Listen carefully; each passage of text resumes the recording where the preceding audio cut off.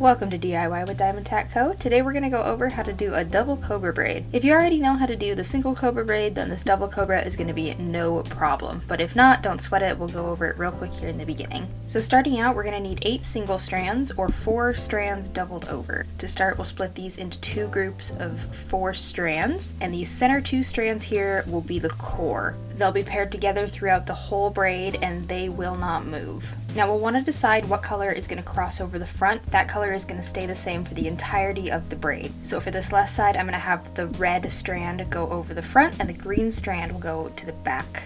Now we are going to start this like a regular cobra braid. So this red strand is going to go over the top of my core under the green strand. And then I'll take my green strand over the red strand like it is here, under the cores and back up through that hole I left in the red strand. From there you can just pull the slack and slide it up the core and we'll go into step 2. Now remember, our red strand is going to stay on the front. It's the one that's going to be crossing over. So we'll take the red strand over the cores and under the green strand, and then we'll take the green strand, making sure it's over the red strand. We'll take that under the cores and through the hole we left with the red strand. So as far as the regular cobra braid goes, those are the only 2 steps you need.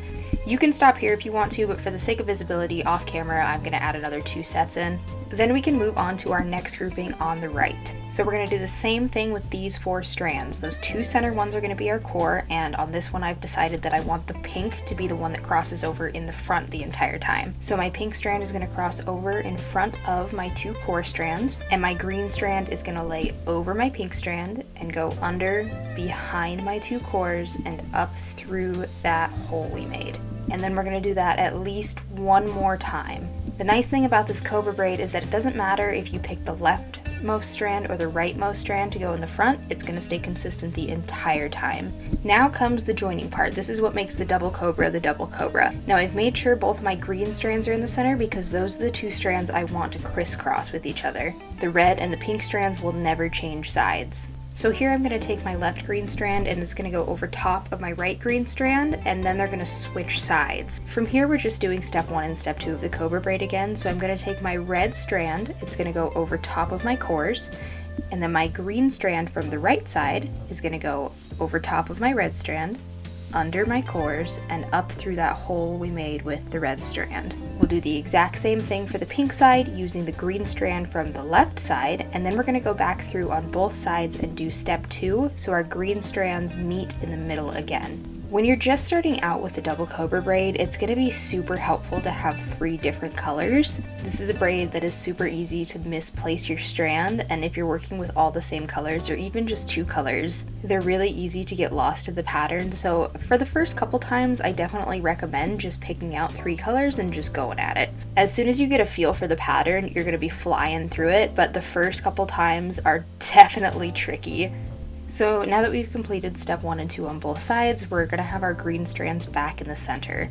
Now if you remember from the first time, my left green strand was over top of my right green strand on the cross, and it looks like naturally this cross doesn't want to do that. So I just have to go in there and make sure that my left strand is actually over my right strand. That's going to give you the same cross effect, but if you want to, you can put the right strand over the left strand and alternate back and forth to give it like a zigzag effect. After you figure out what you want your center strand to look like, you're basically just going to repeat everything we just learned. It can seem a little tricky because of the amount of strands we have to play with, but ultimately it's just the same 3 repeating steps over and over again. If you do have access to paracord, I definitely recommend trying it with that first. Mule tape tends to be a little bit of a slicker rope, so it can be a little trickier to keep your crosses tight and keep tension in your rope while you're just starting out.